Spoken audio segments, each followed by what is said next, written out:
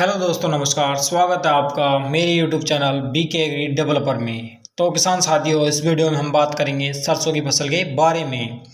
जब हमारी सरसों की फसल की बुआई लगभग 25 से 30 दिन की हो जाती है, तो उस समय पर हमें हमारी सरसों की फसल में कौन कौन से ज़रूरी काम करने चाहिए और किन किन बातों का विशेष ध्यान रखना चाहिए और कौन कौन सी गलतियां नहीं करनी चाहिए, इस बारे में हम जानेंगे। तो दोस्तों, इस वीडियो में डिटेल में बात करेंगे, इसलिए आप लोग वीडियो को अंत तक ज़रूर देखें।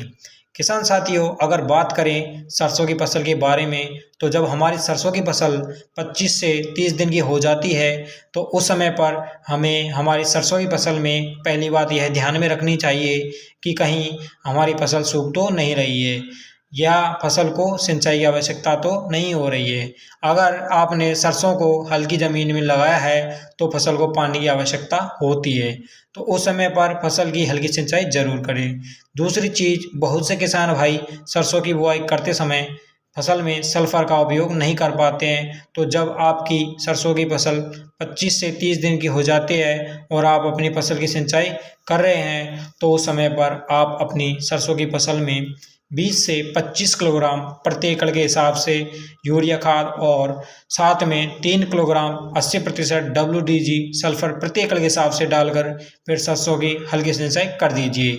इससे आपकी फसल में नाइट्रोजन की पूर्ति हो जाएगी और साथ ही सल्फर की पूर्ति भी हो जाएगी। बहुत से किसान साथियों की फसल में कीट और फंगस की समस्या भी आती है। जैसे आज के समय में कई सारी ऐसी फसलें हैं सरसों के अलावा भी, जिनमें छोटे छोटे काले भूरे रंग के मच्छर की भी समस्या दिखाई दे रही है। तो अगर आपकी फसल में भी ऐसी समस्या आ रही है, तो आप अपनी फसल में मोनोक्रोटोफॉस दवा का स्प्रे कीजिए। मोनोक्रोटोफॉस की 250 ml दवा प्रति एकड़ खेत के लिए पर्याप्त रहती है।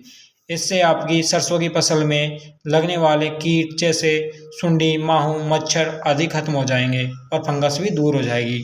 सरसों की फसल में ज़्यादा खादों की आवश्यकता नहीं रहेगी। सरसों में केवल आप यूरिया और सल्फर मिलाकर डाल दीजिए और उसके बाद हल्की सिंचाई कर दीजिए। यही बातें आपको अपनी फसल के बारे में ध्यान में रखनी चाहिए।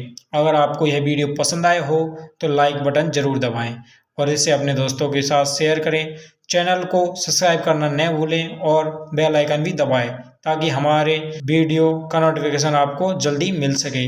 तो मिलते हैं दोस्तों अगली वीडियो में, तब तक के लिए धन्यवाद। जय हिंद, जय भारत, राम राम।